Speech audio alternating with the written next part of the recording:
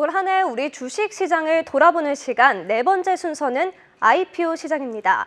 1, 2호 따따블의 등장으로 공모주의 열기가 뜨거워지는 가운데 일각에서는 공모주 투자는 도박이다. 이런 지적도 나오고 있는데요. 상장 첫날 평균 상승률이 72%에 달하면서 매수 매도 원활과 적정 가격 형성이라는 본래의 취지와는 다소 멀어지고 있다는 지적도 나옵니다. 앞서 금융당국은 지난 6월 IPO 시장 건전성 재고 방안에 따라 수요 예측 기간을 2거래일에서 5거래일로 연장했고 신규 상장의 가격 제한폭도 기준 가격 대비 최대 260%에서 400%로 확대한 바 있습니다. 이른바 따따블 가능성이 열리며 올해 중소형 공모주들의 상장도 늘어났습니다. 코스피와 코스닥에서 총 83개 기업이 상장하며 작년과 비교해 기업 수는 증가했지만 공모 규모는 크게 줄어들었습니다. 증시 상황이 안 좋으면서 자금 여력이 되는 대여급 기업들은 시기를 고심하는 반면 상대적으로 자금 확보가 필요한 중소형 기업들이 IPO에 대거 나섰기 때문입니다. 다만 중소형주들은 작지만 강한 성적 보였습니다. 최근 따따블에 성공한 KNS와 LS 머티리얼즈를 포함해서 상장 당일 높은 수익률을 보여준 건 시가총액 1,000억에서 3,000억 정도인 기업들이었습니다. 상대적으로 공모가가 낮은 만큼 투자자들이 손쉽게 단기 차익을 노릴 수 있기 때문입니다.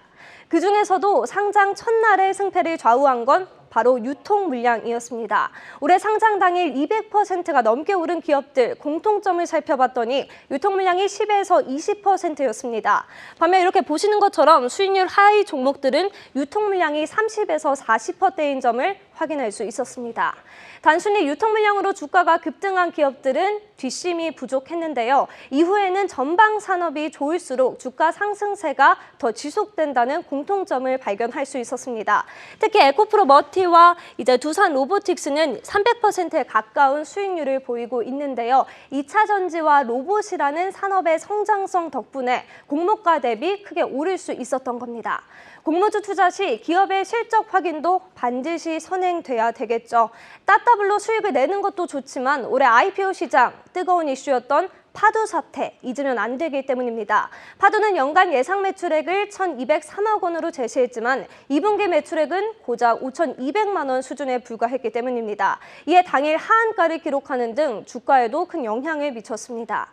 이에 금융당국은 앞으로는 IPO 증권신고서 심사 시 직전 월까지의 매출액, 또 영업손익 등 투자 위험 요소를 기재하도록 했는데요. 이외 특례 상장의 주관사 풋백 옵션 확대, 주간 업무 내부 통제 강화 등 공모주에 대한 제도 개선을 준비하고 있습니다.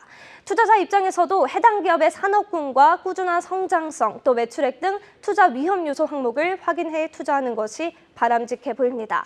내년에도 올해와 마찬가지로 대여는 없는 중소형 공모주들 몰릴 예정입니다. 현재 조단위 기업 중 내년 상장을 노리는 기업은 APR과 HD 현대마린솔루션으로 추정 기업 가치는 1에서 3조 원 정도입니다. 이외 내년 1월에는 포스뱅크, HB인베스트먼트 등 1,000억 원대의 중소형주들 대기하고 있습니다. 마지막으로 한국경제TV 결과 공모주 수익 2번 내는 법 확인할 수 있었는데요. 시초가에 파는 기존의 투자 전략과는 조금 달라졌습니다. 상장 당일에 추이를 확인하며 매도하는 건데요. 유통 물량이 낮은 공모주를 선별해 상장 첫날에 팔고 또 전방 산업과 성장성이 기대되는 공모주는 락업 물량이 풀리는 날을 돌려 매수하는 겁니다. 통상 락업 당일에는 물량이 대거 풀리면서 주가가 일시적으로 하락하기 때문에 원하는 기업의 주가를 보다 합리적으로 매수할 수 있기 때문입니다. 다만 최근 연이은 따따블 기록으로 공모주가 과열 국면에 접어든 만큼 맹목적인 추격 매수는 신중해야 합니다. 지금까지 올해 IPO 이슈에 대해 짚어봤습니다.